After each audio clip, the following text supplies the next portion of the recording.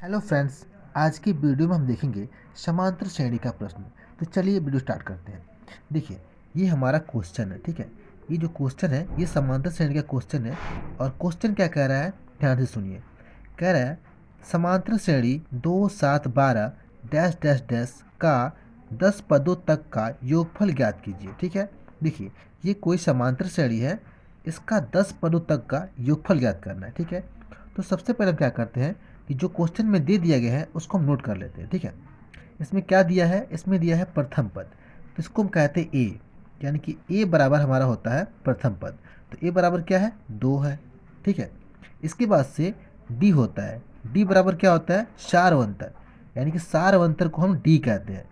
और सारवंतर क्या होता है, देखिए यहाँ पे इन दोनों के बीच की अंतर को हम कहते हैं सारवंतर। ठीक है, तो इसको हम कैसे निकालेंगे, इसको हम निकालते हैं द्वितीय पद माइनस प्रथम पद, यानी कि 7 माइनस 2 बराबर कितना होगा, 5 होगा। तो ये हमारा हो गया सारवंतर। ठीक है, इसको निकालते हैं हम द्वितीय पद माइनस प्रथम पद। ठीक है, 7 माइनस 2 बराबर 5, ये हमारा हो गया सारवंतर। ठीक है, इसके बाद से इसमें क्या दिया है, एन। एन बराबर क्या होता है, पदों की संख्या। तो एन बराबर होता है पदों की संख्या। ठीक है, तो कितना पद तक दे दिया गया है, 10 पद तक। ठीक है, 10 पद तक हमको पदों का योगफल ज्ञात करना है। एन बराबर 10। ठीक है, यानी कि 10 पदों तक हमको पदों का योगफल ज्ञात करना है। ठीक है, अब देखिए यहाँ पे, देखिए अगर हमको 2 पदों तक का योगफल ज्ञात करना हो तो क्या करेंगे हम, 7 प्लस 2 कितना हो जाएगा, 9 हो जाएगा। अगर 3 पद तक ज्ञात करना हो तो कितना हो जाएगा, देखिए 7 और 2 9, 9 और 12 21 हो जाएगा। ठीक है, देखिए यहाँ पे 3 पद था तो हम आसानी से इसको हम जोड़ के इसका योगफल निकाल दिए। मगर अगर 20 पद, 25 पद, 40 पद होगा तो कैसे ज्ञात करेंगे, इसके लिए हम सूत्र का यूज़ करेंगे। ठीक है, सूत्र का इस्तेमाल करेंगे।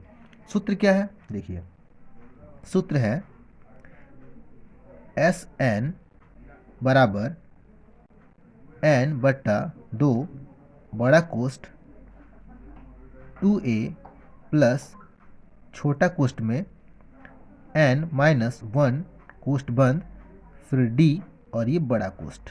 ठीक है, देखिए इसमें n क्या है, पदों की संख्या, और a क्या है, प्रथम पद a है।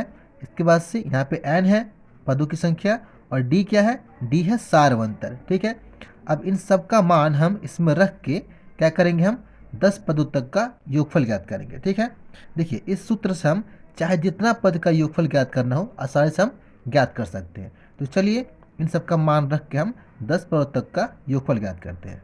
ठीक है, देखिए एस और एन बराबर कितना है, 10 है ना, तो यहाँ पे 10 लिखेंगे बराबर, फिर एन बराबर 10 और बट्टा 2, फिर बड़ा कोष्ठ में 2।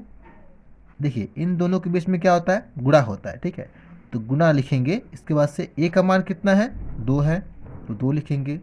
फिर ये प्लस छोटा कोष्ठ में क्या है, एन, तो एन का मान कितना है, 10 है, तो 10 और माइनस 1 छोटा कोष्ठक बंद। फिर डी का मान कितना है, 5 है, तो 5, फिर बड़ा कोष्ठ बंद। ठीक है, अब इसको हम हल करेंगे।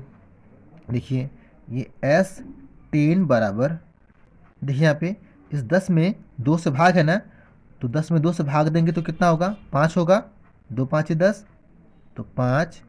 फिर बड़ा कोष्ठ में देखिए यहाँ पे इस 2 में 2 से क्या है, गुना है, तो गुना करेंगे तो कितना होगा, 2 2 ना 4, फिर प्लस यहाँ पे देखिए छोटा कोष्ठक में क्या है, 10 माइनस 1। ठीक है, तो 10 में से 1 घटाएंगे तो कितना होगा, 9 होगा, तो छोटे कोष्ठक में 9, फिर बंद, कोष्ठ बंद हो गया, और कोष्ठ के बाहर क्या है, 5 है, फिर बड़ा कोष्ठक बंद। ठीक है, फिर यहाँ पे लिखेंगे एस 10 बराबर ये 5 और बड़ा कोष्ठक इसके अंदर 4, फिर प्लस, और यहाँ पे देखिए ये जो 9 है ये कोष्ठ के अंदर है और कोष्ठ के बाहर क्या है, 5 है, यानी कि इस 5 से इस कोष्ठक में क्या होता है, गुना होता है, यानी कि इस 5 से 9 में गुना है, तो गुना करेंगे तो कितना होगा, 9 5 45, तो हो जाएगा 45। ठीक है, बड़ा कोष्ठक बंद। इसको आगे जब हल करेंगे तो क्या होगा, देखिए यहाँ पे एस 10 बराबर ये 5, फिर कोष्ठ में अब ये 45 में 4 जोड़ेंगे तो कितना होगा, 5 4 9 यानी कि 49 49, ठीक है, इस कोष्ट के अंदर है, ठीक है। फिर यहाँ पे लिखेंगे S10 बराबर, अब यहाँ पे देखिए कोष्ट के अंदर क्या है 49 है, ठीक है, और कोष्ट के बाहर क्या है 5 है, यानी कि इस पूरे कोष्टक में 5 से गुना है, ठीक है। तो 5 से जब इसमें गुना करेंगे तो क्या होगा, देखिए 9 5 45, 45 की क्या हो जाएगा 5 होगा, और हाथ में 4, ठीक है।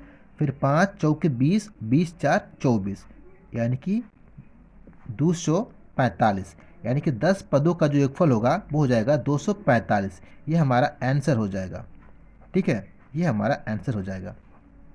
यानी कि इस समांतर श्रेणी में जो 10 पदों का योगफल होगा वो कितना होगा, वो होगा 245, ठीक है। तो क्वेश्चन बहुत ही आसान है, ठीक है, इसको आप आसानी से कर सकते हैं, कोई दिक्कत नहीं है, मगर आपको ये सूत्र याद होना चाहिए, ठीक है।